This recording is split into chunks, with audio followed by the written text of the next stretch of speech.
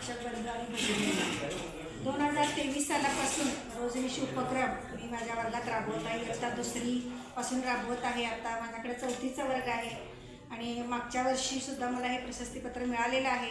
आणि मागच्याच वर्षी आपल्या तालुक्यातून दररोज रोजनिशी नेणारी मुलगी माझ्याच वर्गातली आहे आणि तिला जिल्ह्याच्या ठिकाणी जाऊन पुरस्कारसुद्धा मिळालेला आहे. तिनं असं त्या मुलीचं नाव आहे सृष्टी बाळासो सुतार. अतिशय छान असं लिहिते ती. म्हणजे घरात जे जे काही घडतंय ते सगळं. आज मी माझ्या बहिणीला सांभाळले. आज मी आई बाजारात भाजी आणायला गेली होती. भाजी आणलेली ती धुवून मी बाजारात विकायला सुद्धा गेले.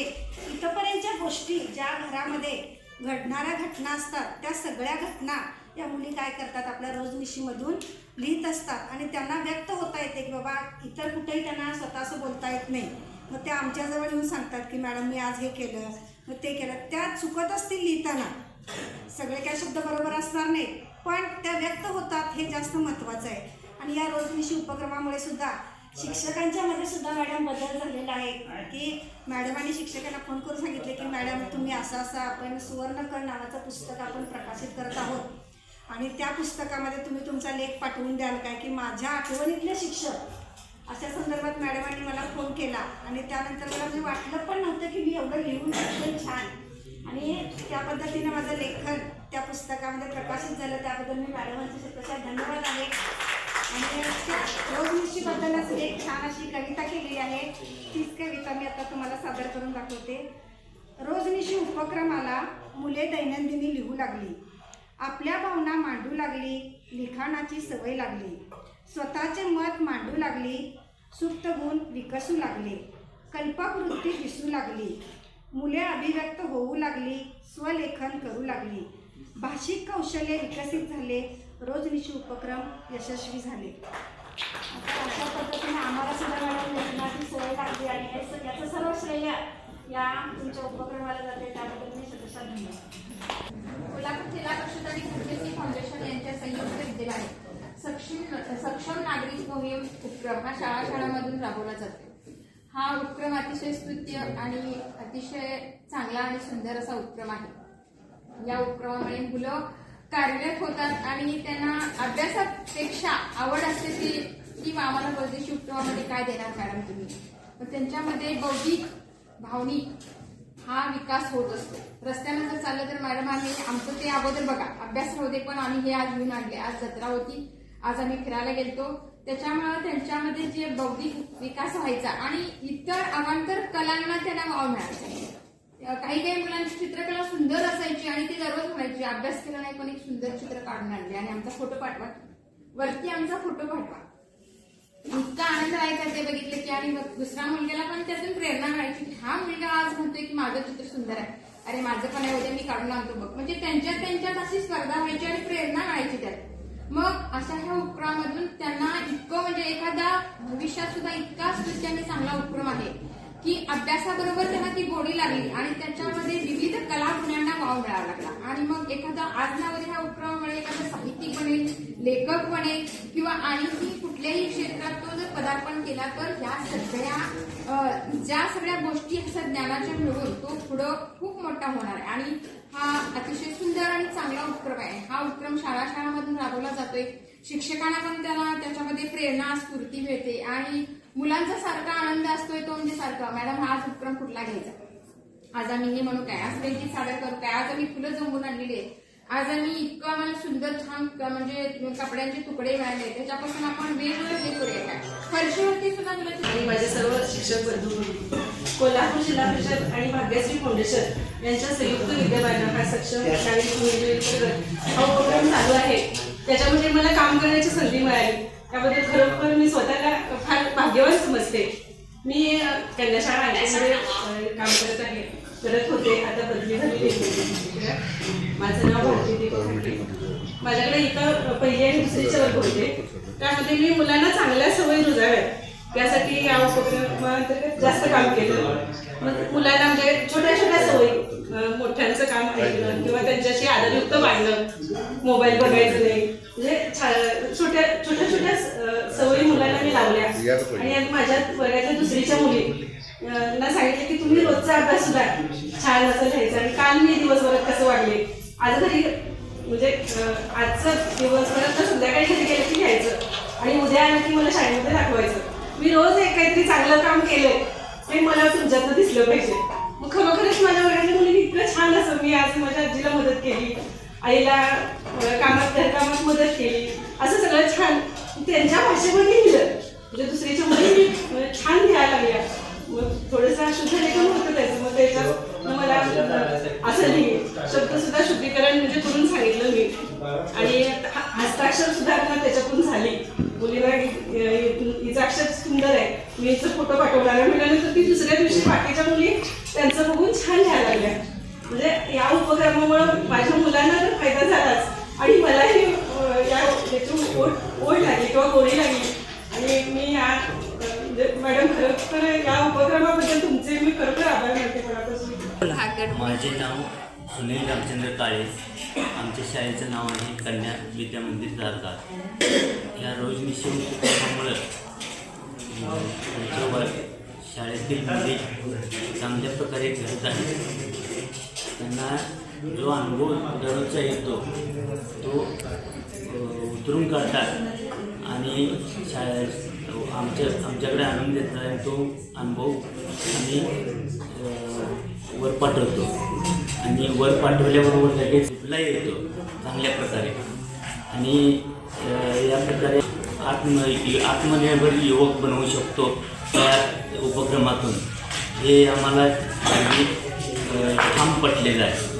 अगदी छान उपक्रम आहे हा. तेवढं. माझे नाव अर्चना आनंदराव आकुर्डेकर. शाळा माझी विद्यामंदिर नंदीवाले वसा. मी रोजनिशी उपक्रम पन्हाळ्यात होते, मी कुमारकळी शाळेत. त्यावेळेला आमचा सुरू झाला होता. तेव्हापासून मी तिथल्या मुलांवर पण हे उपक्रम राबवलाय आणि खूप चांगला फायदा मला मिळाला. तो कसा तर मुलांना आत्मविश्वासपूर्वक लिहिता आलं, स्वतःच्या कल्पनेनं लिहिता आलं, स्वतःचे अनुभव लिहिता आले. प्रश्न उत्तर मुलं कसं करतात, तेच धड्यातलं ओळ लिहितात की नाही, पण स्वतःच्या भाषेत लिहिणं हे खूप महत्वाचं असतं आणि ते त्यांना तिथं समजलं. आता नंदीवाली वसाहत ही शाळा तेलुगू मुलांची शाळा. आपली बोली भाषा आणि त्यांची भाषा, आपलं माध्यम मराठी, त्यांचं तेलुगू, असं यामध्ये तर मला खूप खूप म्हणजे खूप फायदा झाला. त्यांचे अनुभव त्यांच्या भाषेत आणि आपल्या मराठी भाषेत लिहिता येणं, बोलता येणं हे खूप महत्वाचं आहे. आणि त्यामध्ये या नंदीवाली वसाहत मधल्या शाळेमध्ये मला अतिशय एवढा फायदा झाला की प्रश्न उत्तर मुलांना स्वतःच्या भाषेत श्रुतलेखन करता येणं, कल्पनेनं लिहिता येणं, स्वतःच्या भाषेत लिहिता येणं, हे रोजनिशीच्या माध्यमातून करता आलं. त्याची सुरुवात करता आली. काही अक्षरं त्यांना अशी आहेत, तेलुगू भाषेतली अक्षरं मराठी भाषेत नाहीत, मराठी भाषेतली ओळखत नाहीत, श्रुतलेखनात त्यांना अडचणी येतात.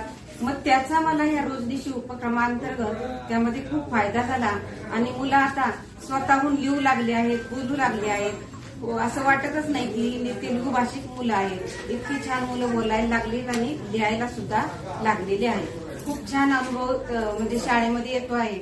नवीन काही घरात घडलं, गल्लीत घडलं, शाळेत घडलं तर मॅडम रोजनिशी लिहायची. म्हणजे मी जरी कामात असले अभ्यासाच्या याच्यातनं बऱ्याच वेळा जमत नाही, पण ती मुलं आठवण करतात आणि आठवणीनं लिहायला उत्स्फूर्तपणे आता त्यांना ती आवडायला लागले लिहायला. आणि जेणेकरून सक्षम नागरिक मोहिमे अंतर्गत जे रोजनिशी उपक्रमांतर्गत मुलांना आत्मविश्वासपूर्वक लिहिता येणं ते साध्य आता मला वाटतंय पूर्ण होत आहे. आणि माझ्या शाळेत तरी मी पहिल्यापासून ते सुरूच आहे, अगोदरच्या शाळेत पण आहे आणि आता पण मी सुरू केलेला आहे, सुरू आहे. त्याचा फायदा मुलांना होत आहे, पालकांना पण त्याची जाणीव आहे, समजलेलं आहे की हे मुलांना उत्स्फूर्तपणे का लिहिता येतंय, का बोलता येतंय. कल्पनेतनं जरी सुद्धा मुलं लिहायला लागली की अडचणी येत होत्या, पण आता ती ज्या पद्धतीने लिहायला लागलेली आहेत त्यामुळे अडचणी कमी यायला लागलेल्या आहेत. पालकांचं पण त्यात सहभाग त्यांना घेता आला की आपली भाषा, बोली भाषा, मराठी भाषेतून आपल्याला लिहिता आलं पाहिजे, पेपर लिहिता आले पाहिजे आणि या रोजनिशी उपक्रमाचा त्यामध्ये खूप फायदा झाला. नमस्कार, मी श्रीमती स्नेहा सतीश भोपळे, विद्यामंदिर काळगाव, केंद्रवाशी, तालुका करवीर, जिल्हा कोल्हापूर.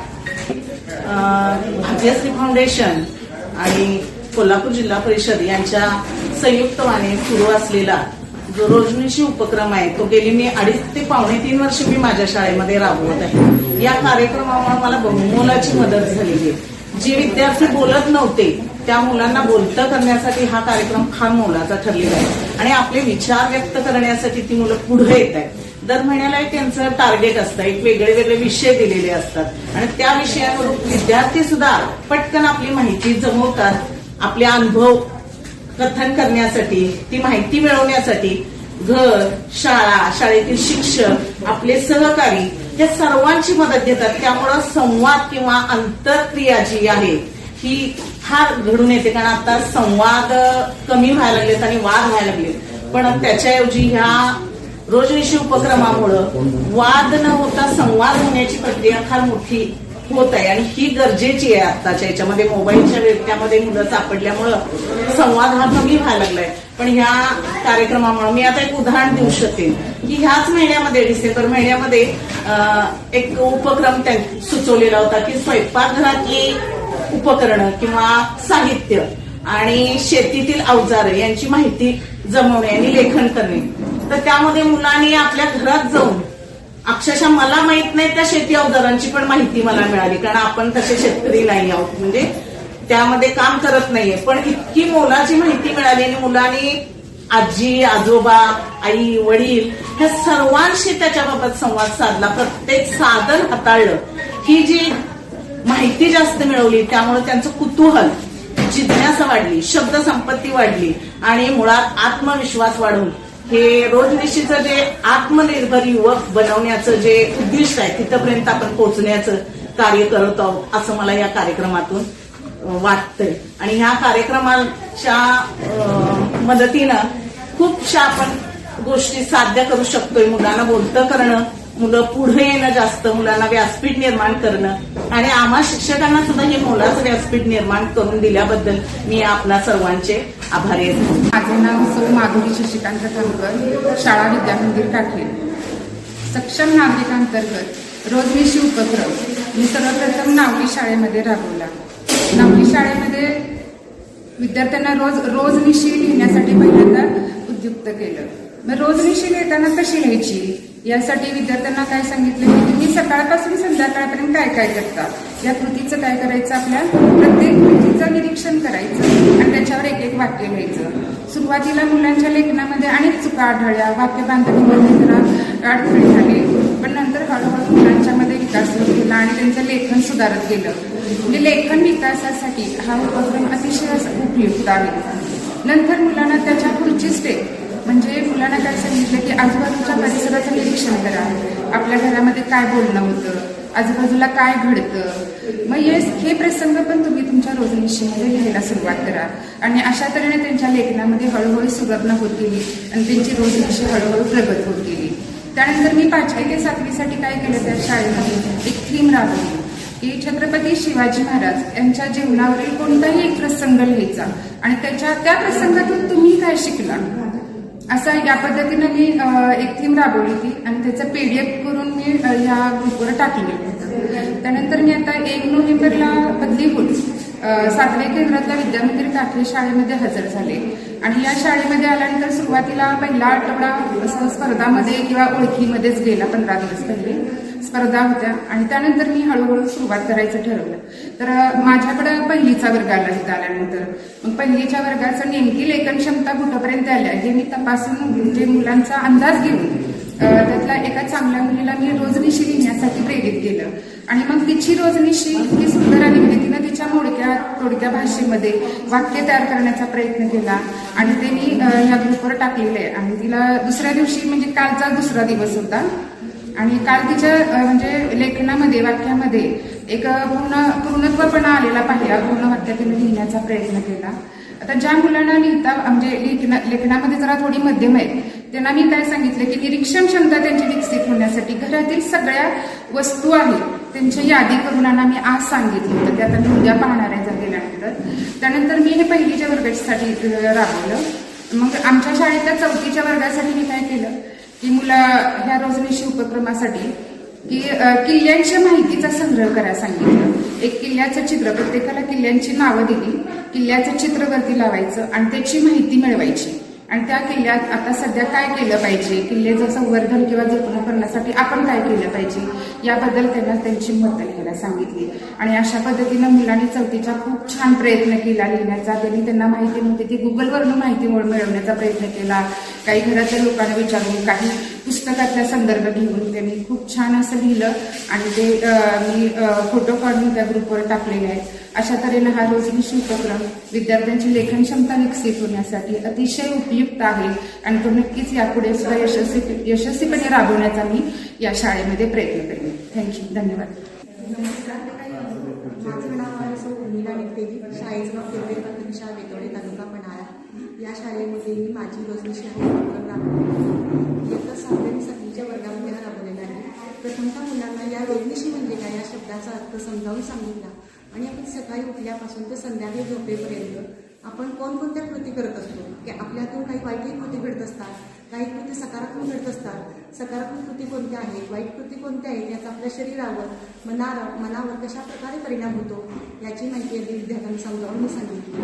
आणि किशोर मासिक हे बालमासिक आहे. या बालमासिकामध्ये लहान मुलांसाठी एक सदर आहे कुसबुस, आणि या सदरामध्ये ह्या मुलांनी 6 ते 14 वयोगटातील मुलांनी कोणकोणत्या चांगल्या कृती केलेल्या आहेत त्याचं वाचन करून घेतलेलं आहे मुलांच्याकडून. तुम्ही सुद्धा अशा प्रकारे करू शकताय चांगल्या कृती. तुमच्या शेजारी आजोबा जे असतील त्यांना दुकानातून काही साहित्य आणून देणे, किंवा लहान बाळ रडत असेल त्याला शांत करणे किंवा मदत करणे, आईला घरकामात मदत करणे, किंवा आपल्या शेजारी पाजारी दोन आजारी असेल त्या आजारी व्यक्तीला मदत करणे. अशा छोट्या छोट्या कृती आहेत जेणेकरून ज्या कृतीमधून आपल्याला चांगला असा आनंद मिळतो. आनंद देणार ज्या कृती आहेत त्या कृती कोणत्या आहेत हे विद्यार्थ्यांना मी समजावून सांगितलं. आणि सकाळपासून तुम्ही झोपेपर्यंत कोणकोणत्या कृती करत असतात याचीही माहिती दिलेली. अशा प्रकारे विद्यार्थ्यांनी सुरुवातीला जर त्यामध्ये लेखनाचा त्यांना सराव कमी होता, विचार करायची शक्ती त्यांची कमी होती, त्या दृष्टीनं 1 महिनाभर केल्यानंतर मुलांच्या मध्ये हळूहळू बदल होत गेला. आणि NEP 2020 नुसार जे 6 कौशल्य आहेत त्या 6 कौशल्यांचा विकास होण्यासाठी जे चिकित्सक विचार असेल, सर्जनशील विचार असेल, नंतर संभाषण असेल, या सगळ्या विचारांचा आपण यामध्ये या रोजनिशीमध्ये मी उपयोग करून घेतलेला आहे. चांगल्याच प्रकारे मुलांनी यामध्ये प्रतिसाद पण चांगला दिला आणि मुलांची लेखन क्षमता म्हणा आणि विचार करण्याची क्षमता खूप चांगली वाढलेली आहे. आणि हा उपक्रम माझ्या शाळेतील मुलांना तसेच मला सुद्धा खूप भावलेला आहे. धन्यवाद. नमस्कार, आदरणीय मेधाव नाव देत बसत नाही, आदरणीय व्यासपीठ आपले साहेब आणि सर्व शिक्षक आणि बंधू भगिनी. रोजनिशी उपक्रम मी जवळजवळ 2023 पासून केंद्रशाळा कौलूमध्ये माझ्या वर्गासाठी मी राबवलेला आहे. त्याचा खूपच फायदा झालेला आहे. गेल्या वर्षी सुद्धा आमचा इथे सत्कार झालेला आहे आणि माझा आणि देसाई मॅडमांचा. तर आम्ही जर वेळेला हे सगळं उपक्रम राबवून त्यावेळेला आम्ही सगळे फोटो मॅडमना पाठवले. जसं मॅडमने व्हिडिओमध्ये पाठवलं त्याप्रमाणे आम्ही पहिल्यापासून घेतलेलं आहे. म्हणजे सुरुवात कशी केली जे सांगितलं भाषणामध्ये, दररोज रोजनिशी लिहायचे, दररोज दिनक्रम लिहिणं, नंतर पुढचा टप्पा, त्यानंतर पुढचा टप्पा, असं करत गेले आम्हाला आमच्या मुलांमध्ये किंवा मुलींमध्ये खूप प्रगती दिसून आली. तर त्याच्यामध्ये माझ्या मुलींचं आता सांगितलं क्रिएटिव्ह थिंकिंग हे जे आपलं आहे ते त्याच्यामध्ये त्यांचं खूपच दिसून आलेलं आहे.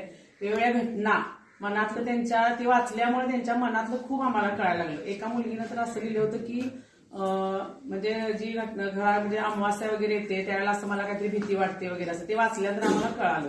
मग तिची भीती चर्चा करून आम्ही तिच्याशी हे करून तिचं ते दूर केलं. पुन्हा आमच्या केळगावामध्ये घटना घडली होती बा, पेपरला आऊट झालं होतं ते शरद माने ते काहीतरी असं खड्डा नरबळी वगैरे. तर त्याविषयी सुद्धा मुलींनी घटना ती ऐकल्यानंतर पेपरमधली घटना वाचल्यानंतर त्याविषयी सुद्धा छान लिहिलेलं की ही घटना कशी योग्य नाही आहे वगैरे, पोलिसांनी कसं त्यांना पकडून दिलं हे वगैरे सगळं लिहिलेलं. पुन्हा आपल्याला स्वप्नील कुसाळे ज्यावेळेला ऑलिम्पिकची मिरवणूक झाली त्यावेळेला सुद्धा त्या मिरवणुकीचं वर्णन आणि त्यातून प्रेरणा घेऊन त्या मुलीनं इतकं सुंदर लिहिलेलं. त्याचा मी फोटो ज्यावेळेला शेअर केला त्यावेळेला मॅडमांचा मला फोन आला की मॅडम हे तुम्ही सांगितलं काय तिनं स्वतः लिहिले. तर त्या मुलीनं स्वतः लिहिलेलं होतं प्रेरित होऊन की मला पण स्वप्नील दादासारखं व्हायचं आहे किंवा तो सुद्धा पुढे गोल्ड मेडल मिळवेल. कारण तो फायनलचा सामना मी प्रत्यक्ष टीव्हीवर दाखवलेला होता. त्यामुळे मुलांना इतकं ते प्रेरित झाले होते आणि ती मुलगीनं प्रेरित होऊन ते लिहिलं होतं. आधी ते सगळे नमुने सगळे पुरावे आमच्याकडे आहेत. त्यानंतर ही अशी रोजनिशी आता मॅडमने सांगितलं 3 गटात आहे, पण काही प्रगल्भ मुलींनी जे लिहिलेलं आहे म्हणजे कॉपी पेस्ट नाही, त्याच्यामध्ये क्रिएटिव्ह थिंकिंग आहे. म्हणजे जे स्वतःच्या मनात जे विचार येतात ते प्रकट केलेले आहेत ह्याच्यामध्ये. मग एखादी घटना मग हे टप्प्याटप्प्यानं आम्ही गेलेलो आहे. पहिल्यांदा दैनंदिन उपक्रम लिहिले, त्यानंतर मैत्रिणीशी गोष्टी झालेल्या, घरात घडलेल्या घटना असतील, मग पेपरमध्ये आलेल्या घटना, लाडकी बहीण विषयी सुद्धा मुलींनी लिहिलेला आहे. म्हणजे त्याच्याविषयी त्यांचं काय मत होतं ते पण लिहिलेलं आहे. एका मुलगीने तर आकाशातील चांदण्यांविषयी सुद्धा लिहिलेलं आहे. म्हणजे तिच्या मनात जे आले, तिला जे वाटते ते लिहिलेलं आहे. त्यानंतर मध्ये असा उपक्रम होता की पुस्तक वाचून त्याच्याविषयी लिहायचं, त्याचं काय समजलं.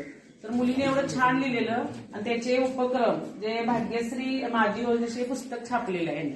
याच्यामध्ये आमच्या 3 मुलींचं प्रथम म्हणजे पहिला, दुसरा आणि तिसऱ्या नंबरला मुलींचं याच्यामध्ये फोटोसहित त्यांनी लिहिलेल्या रोजनिशीचं याच्यामध्ये म्हणजे छापून आलेलं आहे. हे त्यावेळी ज्यांना त्यांना कळलं, मी सांगितलं त्यावेळेला ते इतक्या खुश झाल्या फोटो वगैरे त्यांचा आल्यामुळं की त्यांना अतिशय आनंद झाला की आपलं छोटंसं इतक्या मोठ्या ह्या पुस्तकात आपलं छापून आले म्हणलं. इतका आनंद झाला की एका मुलगीनं आता मेसेज काय माझ्याकडे, मॅडम मी पुढे होऊन त्याची मी पुस्तक लिहिणार, कारण माझा एवढा छोटा लेख या पुस्तकात आल्यावर मला खूप आनंद झाला. इतकं म्हणजे तिला त्या म्हणजे लिखाणाची किंवा आवड त्यांच्यामध्ये निर्माण झालेली आहे. जसं आकलन टप्पा 1, 2, 3 सांगितलं तसं दुसऱ्या टप्प्यातली एक मुलगी आहे माझ्याकडे, तृप्ती मालती कांबळे, ती आज सुद्धा कविता लेखन करते. म्हणजे तिची कविता लेखनाची सुरुवात जी आपल्याला माहिती पुस्तकात आहे बघा, छोट्याशा अर्ध्यावळी पुढे, त्यातून जी झाली होती त्यातून तिला प्रेरणा मिळून ती आता सुद्धा कविता लिहितेय.